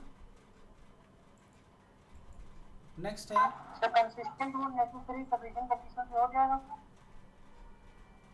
इसमें नेसेसरी एंड सफिशिएंट नहीं लगानी, कंसिस्टेंसी भी कहाँ। हाँ बिल्कुल बिल्कुल, कंसिस्टेंसी की नेसेसरी एंड सफिशिएंट कंडीशन क्या होती है? एक जो तुम लोगों ने अभी अभी अनबायस्डनेस पढ़ा। सर हाँ बोलो बेटा। Yes sir, variance equals to 0 आना चाहिए एंड टेंड्स टू इन्फिनिटी पे सर, वो हाँ वाली। नहीं, दोनों चीज़ें 10 टू इन्फिनिटी पे होती है, मैं तुमको दिखाता हूँ करके, ठीक है, ध्यान देना सब लोग जरा। यस सर, याद आ गया। Yes sir. मैं थोड़े से कॉन्सेप्ट बता दूं फिर आगे तुम लोग बढ़ना। देखो, जब भी हम ये कहते हैं कि हमारा टी थीटा के लिए कंसिस्टेंट है, तो इसकी नेसेसरी एंड सफिशिएंट कंडीशन क्या होती है कि expectation T is equal to theta होना चाहिए एन टेंडिंग टू इन्फिनिटी पर। इसको हम लोग कहते हैं एसिम्प्टोटिक अनबायस्ड। क्या कहते हैं? Asymptotic and unbiased. ठीक है, मतलब अनबायस्ड सिंपल और एसिम्प्टोटिक में अंतर है। सिंपल अनबायस्ड होती है कि केवल एक्सपेक्टेशन नो थीटा आ जाए, ये सिंपल अनबायस्ड है। लेकिन एन टेंडिंग टू इन्फिनिटी पे अनबायस्ड हो जाए, ये एसिम्प्टोटिक अनबायस्ड है। तो कुछ एस्टिमेटर हमारे ऐसे होते हैं जो एन टेंडिंग टू इन्फिनिटी पे अनबायस्ड होते हैं। अभी हम आपको एक एग्जांपल भी देंगे। दूसरी कंडीशन है कि वेरिएंस टी आ जाए 0 जैसे ही एन को इन्फिनिटी की तरफ टेंड कराएं। ये दोनों कंडीशन होल्ड करते ही हम कहते हैं टी इज कंसिस्टेंट फॉर। तो बस आपको यही करना है। अब जरा एक एग्जांपल हम लोग लेते हैं। एस स्क्वायर की वैल्यू अगर हम ले लें 1/n summation I going from 1 to n x I minus x bar square, तो हम कहते हैं कि ये अनबायस्ड नहीं है। किसके लिए? सिग्मा स्क्वायर के लिए। क्या अनबायस्ड है अगर ये नहीं है? तो इसके अनबायसनेस के लिए हम लोग यहाँ पर लगाते हैं n/n-1 एस स्क्वायर। ये टर्म जब लग जाता है तो ये सिग्मा स्क्वायर के लिए अनबायस्ड हो जाता है। बात समझ पा रहे हो सब लोग मेरी? Yes sir. ठीक है, तो इसको हम क्या कहते हैं? एसिम्प्टोटिक अनबायस्ड भी कहते हैं। कैसे? जरा ध्यान से देखिए। इस एस स्क्वायर की अगर हम बात करें, जिसको अभी अभी हमने कहा है कि सिग्मा स्क्वायर के लिए अनबायस्ड नहीं है, जब n/n-1 लगा तो अनबायस्ड हो गया। लेकिन अगर हम सिर्फ इस एस स्क्वायर की बात करें तो इस एस स्क्वायर को हम अनबायस्ड प्रूफ करके दिखाएंगे, लेकिन सिंपल वाला नहीं, एसिम्प्टोटिक वाला। देखिए कैसे। तो हमको एस स्क्वायर को प्रूफ करना है अनबायस्ड, तो बाकी टर्म कांस्टेंट हम बाहर ले लेंगे और बाहर लेने के साथ साथ दूसरी तरफ ट्रांसफर भी कर देंगे। तो इस एस स्क्वायर की वैल्यू अगर सिग्मा स्क्वायर आती तो हम कहते हैं अनबायस्ड है, लेकिन नहीं आई तो क्या करेंगे? लिमिट लगा देंगे n tending to infinity expectation of S square. तो इधर जब n टेंडिंग टू इन्फिनिटी लगाएंगे तो फंक्शन ऐसा बना लो, और n टेंड टू इन्फिनिटी पे ये वैल्यू 1 आ जाएगी पूरी, सिग्मा स्क्वायर बन गया फिर से। तो ये S square Yes, sir. Normal condition में अनबायस्ड नहीं है, लेकिन जब कंसिस्टेंसी प्रूव करने जाते हैं तो ये वाली अनबायसनेस लेते हैं, यानी ये एसिम्प्टोटिक अनबायस्ड है। अब ये वाला हम आपको सैम्पलिंग में एक बार पढ़ा चुके हैं और एक बार इन्फ्रेंस में। अरुणिमा के लिए, बाकी सबके रिवीजन के लिए जब हम अनबायसनेस के क्वेश्चन कराएंगे तब इस पे डिस्कशन करेंगे, ठीक है? कि ये वैल्यू कैसे अनबायस नहीं थी, ये कैसे अनबायस हो गई, इसका डिस्कशन हम आगे करेंगे। चलिए, तो ये वाला तो क्वेश्चन हम लोगों का हो गया होमवर्क। Okay, 19 number. 20 नंबर के जैसा एक क्वेश्चन आप लोग कर चुके हैं जिसमें लिमिट डिपेंड करती है, तो ये तुम लोगों को होमवर्क में दे रहे हैं, इसको ट्राई करना। क्वेश्चन नंबर 21 अभी के लिए छोड़ेंगे क्योंकि इसमें कंप्लीट सफिशिएंट का कॉन्सेप्ट है, जब ये हम बता देंगे तब आपको करवाएंगे। ऐसे ही क्वेश्चन और ऊपर हमने छुड़वाया है कंप्लीट सफिशिएंट वाला, वो दोनों साथ में करवाएंगे। क्वेश्चन नंबर 23 तुम लोग पहले एक बार ट्राई कर लो, नहीं होता है तो हम बताते हैं। 24 में तो पावर और वो निकालना है, ये हाइपर ज्योमेट्रिक का क्वेश्चन है, ये हम करवाएंगे। 24 एक क्वेश्चन जो मुझे करके भेजा था शिवानी ने, बस उसका डिस्कशन कर लेंगे और क्लास आज की वाइंड अप करेंगे। चलो वो देखते हैं क्वेश्चन था क्या, फिर उसकी चर्चा करते हैं। शिवानी बेटा बता देना कौन सा क्वेश्चन था तुम्हारा वाला। Okay sir.